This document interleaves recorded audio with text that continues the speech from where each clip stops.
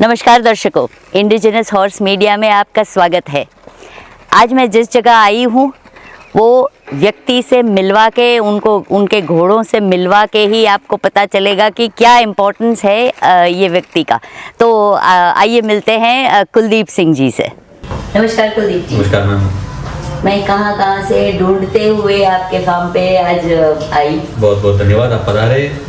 क्यों आई ये बता दूं आपको कि काफ़ी लोगों से नाम सुना है आपका इस बारे में कि ब्लड लाइन्स की काफ़ी जानकारी रखते हैं, पुरानी जो ब्लड लाइन्स है उसके बारे में। देखा जाए तो मार्केट में अभी जो नई जनरेशन आ रही है घोड़ों की दुनिया में, उनको एक 5-6 नाम ही बस घूमते रहते हैं। तो मुझे कई जगहों से पता चला कि आपको पुरानी ब्लड लाइन्स के बारे में बहुत कुछ पता है। तो चलिए दर्शकों को आज उसके बारे में बताइए। मैम मैं सौभाग्यशाली हूँ, उससे ज़्यादा ये एरिया सौभाग्यशाली है। मैं जहाँ से आता हूँ पाली जिले के अंदर मेरा गांव है सिदरिया। तो इस गांव के आसपास का जो टेरेन है, जो एरिया है, उसको गोडवाड़ कहते हैं। और हिस्ट्री के अंदर जो पुराने अच्छे मारवाड़ी स्टाइलियंस थे उनका कहीं ना कहीं यहाँ से कनेक्शन रहा है। मैं बता दूँ आपको, अली बाबा करके बहुत फेमस स्टाइलियन था, वो नारलाई से था, वो गोडवाड़ रीजन में पाली जिले में था। हंसराज बरकाना, देवराज उंदरथल, आनंद करके एक बहुत अच्छा ग्रे स्टाइलियन था, बोल्डी गांव है वहाँ पे। बाद में एक घोड़ा था बहुत फेमस हुआ वनराज, जिसका पहले हमारे यहाँ जब था उसका नाम था सनी बाबा। बाद में जाके उसका नाम वनराज पड़ा, वो भी इसी एरिया से था। और ऐसे करके काफ़ी इस एरिया में घोड़े रहे हैं और काफ़ी पुराने अच्छे जानकार रहे। और जब ये नस्ल खत्म होने के आसपास थी, कगार पे थी, उस टाइम पे इस एरिया के लोगों ने खूब मारवाड़ी घोड़े रखे, उनका संवर्धन किया, ब्रीडिंग करी, संरक्षण किया। तो उस हिसाब से अच्छा मैं इसी एरिया से हूँ और पुराने लोगों से संपर्क में रहा। शुरुआत से यंग था, लोगों ने बहुत स्नेह दिया, बहुत प्यार दिया और जैसा भी हुआ, जो उनके पास नॉलेज था वो शेयर किया, सिखाया और वैसे चला है। बहुत बढ़िया। तो ये लोग जो आप बोल रहे हैं कि जिनसे आपने गाइडलाइन ली, वो कौन है? इस एरिया के अंदर बहुत पुराने एक सीनियर ब्रीडर हैं, शैतान सिंह जोंदर था। वो उन्होंने बहुत सिखाया, उनका बड़ा योगदान रहा सिखाने में। और बहुत से मैडम ठिकानों के अंदर लोग होते थे, ठाकुर साहब के साथ साथ और भी कई लोग जो घोड़े देख रेख करते थे, एसोसिएट थे उनके घोड़ों से, वो काफ़ी लोग टच में रहे। बरकाना ठिकाने में भी रहे, कोटड़ी ठिकाने में भी एक बहुत पुराने घोड़े रखते हैं, बहुत सालों से उनके घोड़े रखते हैं, वो आदमी थे। नारलाई में भी जोत सिंह जी के बेटे हैं दलपत सिंह जी, वो भी काफ़ी संपर्क में रहे। एलानी करके एक ठिकाना है हमारे यहाँ गांव है, वहाँ के ठाकुर साहब थे बबर सिंह जी, वो संपर्क में रहे। काफ़ी लोग पुराने जो संपर्क में रहे, उन्होंने खूब चीज़ें सिखाई। और मैं आपको बताना चाहूँगा कि पुराने जहाँ पाली सिटी है वहाँ पे पुराने जो तांगे के घोड़े जो रखते थे, उनके पास में भी नॉलेज को लेके, घोड़े को तैयार करने को लेके, घोड़ा कैसा होना चाहिए उसको लेके बहुत नॉलेज था, प्रैक्टिकल नॉलेज था। उनकी पूरी लाइफ उन्होंने 70 साल घोड़ों के ऊपर खर्च किया, बहुत नॉलेज का भंडार था उनके पास में और उन्होंने बहुत शेयर किया। तो क्या ये तांगो वाले जो आप बोल रहे उनसे भी कुछ सीख लिया आपने? बिल्कुल ज्ञान हर जगह है, आपको लेना है बस। रोज घोड़ों की दुनिया में तो मैम रोज कुछ न कुछ सीखना है। तो सही बात है। तो आपकी घोड़ों की दुनिया में एंट्री राइडिंग से हुई या ब्रीडिंग से? राइडिंग से।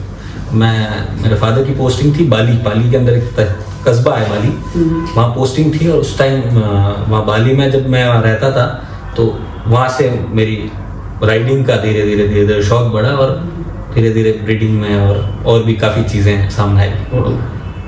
कितने साल के थे जब राइडिंग की पहली बार? राइडिंग तो पहली बार बैठा तो बहुत पहले था, मुझे याद भी नहीं, लेकिन जितना मुझे याद आ रहा है 10 साल की उम्र से मैं रेगुलरली, मेरे को राइडिंग घोड़ों के साथ मेरा संपर्क बना हुआ है। अच्छा, नहीं इतने छोटे से? हाँ, 2012 से पुष्कर मेले में भी आना जाना हो गया। हमारे यहाँ एक डॉक्टर थे नवीन परियार, तो उनके साथ पहली बार मैं पुष्कर गया था। अच्छा हाँ। चलिए कुलदीप जी के अश्वों से मिल लेते हैं जी, इसके बारे में बताइए। मैडम ये मनिका है, मेरे सबसे क्लोज है ये मेरे स्टेबल में। और ये फर्स्ट है जो मैंने मेरे स्टेबल में, ये फर्स्ट मेयर है जो मेरे पास आई थी। 1 महीने की मैं इसको लेके आया था। अच्छा। और इसका जो ब्रीडर है, और अभी क्या एज हुई? अभी ये 7 साल की होगी। इसके जो ब्रीडर है वो है शैतान सिंह जी उंदरथल। हाँ हाँ बहुत पुराने, बहुत अच्छे ब्रीडर हैं। जी। और इसका जो शायर है वो है नवरत्न। फूलमाल लाइन का बहुत अच्छा घोड़ा था। बालोतरा में रहा कुछ टाइम के लिए, फिर सरमठ में रहा। बालोतरा चैंपियन भी था इसका शायर। और इसकी जो डैम है वो आलिशान की है जी। चंचल उसका नाम है। अभी वो सचिन लगड़ जी है पूना में, उनके पास में। अच्छा। और बड़ी अच्छी घोड़ी है इसकी डैम। इसने मेरे पास में 2 बच्चियां दी है। हाँ हाँ पहली बच्ची रुद्राक्ष की, जो मैंने आपको आगे मैं बताता हूँ आपको इसकी फर्स्ट बच्ची। और अभी उसके बाद में इसने दी रुबन स्टार से। हाँ हाँ। और अभी ये वापस इनफोल है ब्लैक जैक से। अच्छा, हाँ जी। तो कुलदीप जी इसकी डिटेल बताइए थोड़ी। मैडम ये फिली है, अभी जस्ट 2 दांत हुई है जी। शिव कन्या इसका नाम है। हाँ हाँ। और ये शिव कन्या इसका नाम इसलिए है कि ये शिवरात्रि को पैदा हुई थी। अच्छा। और इसकी जो पेडिग्री है वो बहुत अच्छी है, ब्लड लाइन वाइज बहुत अच्छी है। इसका जो शायर है वो रुद्राक्ष है खेमपुर। अरे वाह। और इसकी जो डैम है वो है मनिका। और मैं आपको बता दूं मैम, इसकी 4 जनरेशन डैम साइट मेरे पास रही है और नोन है। और अभी भी इसकी 4 जनरेशन डैम साइट मौजूद है और रजिस्टर्ड भी है। अच्छा। तो ये है मैम इसकी डिटेल्स। और बहुत शायर बढ़िया। साइड से भी इसके अंदर बहुत अच्छे स्टैलियंस है, जैसे रुद्राक्ष की ये खुद है। रुद्राक्ष का शायर राज नगीना, वो भी बहुत अच्छा स्टैलियन है, रिनाउंड स्टैलियन है। उसके पीछे दिलबाग, आलीशान और बहुत से लेजेंड्स इसके अंदर है, इसके ब्लड में है। बढ़िया। तो एक्सपेक्ट कर रहे हैं इससे बहुत ज़्यादा, हम देखते हैं क्या होता है। नहीं, बहुत सुंदर है। Thank you so much ma'am. और ये बच्ची ये मैम इसका नाम भव्यानी है। ये मनिका का सेकंड रिजल्ट है। इसका शायर रुबन स्टार है। और ये अभी करीब 9 साढ़े 9 महीने की हुई है। अच्छा फ्यूचर एक्सपेक्ट कर रहा हूँ इसका, देखते हैं क्या होता है। हाँ, नहीं, बहुत सुंदर है। हाँ जी। पुराने तो काफी नाम ले लिए आपने कुलदीप जी। अभी के जो मार्केट में लोग हैं, जो विशेषज्ञ है, उनके बारे में उनके साथ संपर्क है नहीं है, वो बताया नहीं आपने। मैडम आपको बताना चाहूँगा कि सभी बड़े भाई हैं, मैं तो बहुत छोटा हूँ। और सबका बहुत स्नेह रहा मेरे साथ। मैं बता दूँ आपको कि खेमपुर फैमिली, हेमंत सिंह जी खेमपुर हैं, स्वरूप सिंह जी कालंदरी हैं, राजस्थान के बता दूँ आपको रणजी सवाई सिंह जी है। और भी बहुत से मित्र हैं, पंजाब में हैं, गैरी गिल जी है, सनी गिल जी है, गुजरात में भी बहुत है भाई हैं। तो अगर नाम लेने लगूंगा तो मैम ये नाम का इंटरव्यू हो जाएगा। सही है। और बहुत लंबा चल जाएगा। तो नाम तो बहुत हैं, बहुत सबका स्नेह रहा। मैं तो आपको यही शॉर्ट में यही बताऊंगा कि जितने भी घोड़े वाले हैं, बहुत छोटी इंडस्ट्री में, सबका एक दूसरे से डायरेक्ट कनेक्शन है, अफेक्शन है और सबका स्नेह है। मैं तो सबको मानता हूँ। हमारे पास में अमित विक्रम सिंह जी जोजावर है, बहुत स्नेह है उनका मेरे पास, और मेरे ऊपर बहुत स्नेह है। आनंद सिंह जी केलवा है, वो खूब, मेरे पास शब्द ही नहीं है कि मैं उनकी तारीफ कर सकूं और बता सकूं कि कितना स्नेह उन्होंने मुझे दिया, बहुत स्नेह। और आपको बता दूं कि महाराष्ट्र के अंदर अजय भाई हैं, बहुत बुरा है, विजय भाई अभी संसार में नहीं है, इस दुनिया में नहीं है, विजय भाई चले गए इस दुनिया को छोड़ के। अजय भाई, विजय भाई का बहुत स्नेह है। अतुल भाई है महाराष्ट्र में, अतुल भाई इंदापुर, अतुल दादा। धवल सिंह जी मोहिते पाटिल साहब हैं अकलूत से, उनका भी बहुत स्नेह है। इसमें सचिन लगड़ जी महाराष्ट्र से, सबका बहुत प्रेम, बहुत स्नेह रहा। और सब ने बहुत सहयोग करा मुझे तो इस काम में, मेरे जैसा उनसे हो सका उन्होंने करा, जैसा मुझसे हो सका मैंने करा। और बहुत बढ़िया, बहुत स्नेह रहा। कुलदीप जी, आपकी घोड़ों की दुनिया के अंदर एंट्री कैसे हुई? आपकी जर्नी कैसे? राइडिंग आपने बताया 10 साल की उम्र से आप कर रहे हैं, तो राइडिंग से लेके ब्रीडिंग तक वो आपकी जो जर्नी है वो दर्शकों को बताइए। मैम सफ़रनामा कुछ ऐसा था कि पता नहीं कब घोड़ों का शौक लगा मुझे, खुद को ही नहीं पता कब से घोड़ों का शौक लग गया मुझे। मेरे ग्रैंड ग्रैंडफादर के पास घोड़े थे और ग्रैंडफादर गवर्नमेंट जॉब में थे, उन्होंने घोड़े नहीं रखे। और मेरे फादर भी गवर्नमेंट जॉब में है तो उन्होंने भी घोड़े नहीं रखे। मेरे फादर की पोस्टिंग मैम बाली के पास एक जगह है देसूरी, वहाँ हुई थी। और एकेडमिक्स रीज़न से मैं बाली रहते थे। जब मैं बाली रहता था उस समय, आज तो बंद हो गया, उस समय वहाँ पे तांगों का चलन था, लोकल तांगे चलते थे उस टाइम पे। तो मेरा जो घर था वो रोड साइड पे था, रोड के बिल्कुल पास में था, मेन रोड के। तो तांगों की टापें सुनाई देती थी घर पे कभी कभी, तो अट्रैक्शन था घोड़ों की तरफ। तो मैं बार बार भाग के आता था अंदर से बाहर वो घोड़ों को देखने के लिए। और धीरे धीरे इतना अट्रैक्शन, इतना अफेक्शन उन घोड़ों से होता चला गया, पता ही नहीं चला। एक दिन चला गया मैं तांगे वाले के पास में, मैंने कहा मुझे सवारी करनी है। और उन्होंने भी बच्चा देखा, 10 साल का बच्चा देखे, उन्होंने बोला चलो ठीक है, शाम को घोड़े को लौटाने लेके जाएंगे, तब आपको सवारी करा देंगे, बिठा देंगे। और वो ऐसा शुरू हुआ धीरे धीरे राइडिंग का शौक। ख़त्म ही नहीं हुआ। एजुकेशन डिपार्टमेंट में एक गणपत सिंह जी दैया थे वहाँ पे पोस्टेड बाली के अंदर, उनके पास में उस टाइम पे घोड़ियाँ थी, अभी भी हैं उनके पास में, तो उन घोड़ियों के ऊपर सवारी करता था मैं। और धीरे धीरे बहुत खूब राइडिंग करी मैंने 4-5 साल। फिर आसपास के एरिया में अच्छे घोड़े थे और जैसे जैसे टाइम जा रहा था वैसे वैसे उस एरिया में घोड़े कम होते जा रहे थे। एक समय था मैम, मेरे गांव के बिल्कुल पास में एक पादली तुर्कान करके गांव है, वहाँ पे 100 से ज़्यादा घोड़े थे। मेरे गांव से 2 किलोमीटर दूर एक गांव है पादली तुर्कान, वहाँ पे 100 से ज़्यादा घोड़े थे। और आज क्वालिटी तो बहुत ज़्यादा गिरी है, घोड़ों की संख्या भी बहुत ज़्यादा कम हो गई है समय के साथ। और वो लोग इतना वहाँ से बाहर नहीं आ पाए, उनके खुद के पर्सनल रीजंस थे, रिस्पॉन्सिबिलिटीज थी, वो उन चीज़ों को एक्सप्लोर नहीं कर पाए कि घोड़ा कहाँ जा रहा है, घोड़े की दुनिया कहाँ तक पहुँच गई। मुझे सौभाग्य मिला, मैं घोड़ों की दुनिया देखने बाहर तक गया, पुष्कर मेले वेले जो भी आसपास मेले थे, हॉर्स शोज थे। फॉर्चुनेटली 2013 से जोधपुर हॉर्स शो भी शुरू हो गया। बहुत बड़ा प्लेटफॉर्म है ज़ाइनस ने जो शुरू करा, बहुत बड़ा एक घोड़ों को सुरक्षित करने में बहुत बड़ा एक मुहिम है ये। तो वहाँ जाना हुआ, पता चला मारवाड़ी घोड़ा किस रूप में एक्चुअली है। और धीरे धीरे जो फर्स्ट जनरेशन थी इसके संरक्षक, मैं मानता हूँ मैम कि मारवाड़ी घोड़ा खत्म हो जाता, लेकिन एक जनरेशन ऐसी आई जिसने इस घोड़े को संभाला। आफ्टर इंडिपेंडेंस कुछ सालों तक मारवाड़ी घोड़े पे बिल्कुल ध्यान नहीं रहा। 80s के बाद में कुछ ऐसे ब्रीडर्स आए, 70s 80s के बाद में, उन्होंने इस मारवाड़ी घोड़े को वापस संभाला, इसको रखा, उसको इसकी असली जगह पे रखा, रख के भी बढ़िया से रखा, जो इसका एक्चुअल टाइप है, जो इसका रूप है उसमें रखा और कोशिश करी रखने की। वो जनरेशन का बहुत बड़ा योगदान है इस घोड़े को संभालने में। और उनसे प्रेरणा कहीं ना कहीं मिली कि भाई मारवाड़ी घोड़े को रखना है, अच्छे से रखना है। तो ऐसे धीरे धीरे करके ब्रीडिंग में इंटरेस्ट डेवलप हुआ। फॉर्चुनेटली शैतान सिंह जी, जिनको मैं मेरा गुरु भी मानता हूँ, मेरे गाइड भी मानता हूँ, उनके घर पे एक बच्ची ब्रीड हुई जो मनिका मेरे पास में, मेरी जो फर्स्ट घोड़ी है, जो मुझे उनसे मिली, गिफ्ट एज ए गिफ्ट मिली। तो अच्छे घर से मिली और धीरे धीरे मैंने जो मेरे से हो पा रहा है वो मैं कर रहा हूँ और कोशिश करूँगा दिन ब दिन अच्छा बेहतर करता जाऊँ। बहुत पॉजिटिविटी है इस इंडस्ट्री में और बहुत अच्छा, मुझे बड़ा सुकून मिलता है इस दुनिया में। कुलदीप जी, एक बात सुनी है आपके बारे में कि आप कभी अपने घोड़े कोई शो में लेके नहीं जाते, मतलब रिंग में उतारते नहीं है, इसका कारण क्या है? मैम अभी कर रहे हैं कोशिश, घोड़े तैयार कर रहे हैं और सब कुछ अच्छा चल रहा है, लेकिन मेरा ऐसा एक मानना है कि मुझे ऐसा लगता है कि क्यों किसी से हारना और क्यों अपने लोगों से जीतना। मतलब सब अपने ही हैं, जो जीतेगा सारे घोड़े अपने हैं, जो हारते हैं वो भी अपने हैं, तो क्यों जाकर हारना और क्यों अपनों से जीतना। तो ऐसा कुछ मेरा मानना है, तो इसलिए मैं जानवर ले जाऊंगा, शोज में प्रेजेंट कराऊंगा, वापस ले आऊंगा। कंपटीशन की भावना आ जाती है, मैं वहाँ पे कहीं ना कहीं द्वेषता, ईगो, वैसी चीजें आ जाती है। तो ऐसा मैं नहीं चाहता कि किसी अपने से ईगो रखूं या कॉम्पिटिटिव ऐसी फीलिंग्स रखूं जो नेगेटिव हो। पॉजिटिव रहना, हम घोड़ों में आए, शौक करने आए हैं, पॉजिटिविटी जितनी हो सकती है लाएं, फैलाएं और जितने हो सकते हैं अपने। घोड़ा एक ऐसा क्रिएचर है, ऐसा प्रकृति की देन है, ये आपके परिवार बनाता है। सही। दूसरे जितने भी लाइफ स्टॉक हैं वो आपके परिवार नहीं बनाते। एक घोड़ा आपको किसी के घर में सदस्य का दर्जा देता है। आप किसी मेरा ऐसा मानना है कि बहुत से मेरे ऐसे दोस्त हैं घोड़े वाले, जिनके घर में मैं एक पारिवारिक सदस्य के रूप में हूँ। मुझे कभी ऐसा महसूस नहीं होता कि मैं उनके परिवार से दूर हूँ।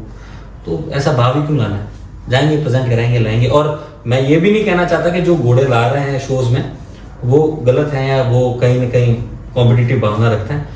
वो उनका इंडिविजुअल है। मेरा इंडिविजुअल ऐसा है कि मैं ना हारना चाहता हूँ, ना अपनों से जीतना चाहता हूँ, बस दैट्स इट। बहुत बहुत अच्छे विचार है। Thank you so much. तो शोज में लेके नहीं जाते, ठीक है, समझ में आई, बहुत अच्छी बात की आपने। लेकिन ब्रीडिंग करते हैं तो सेलिंग पर्पस या एक शौक से ब्रीडिंग करते हैं, वो बताइए।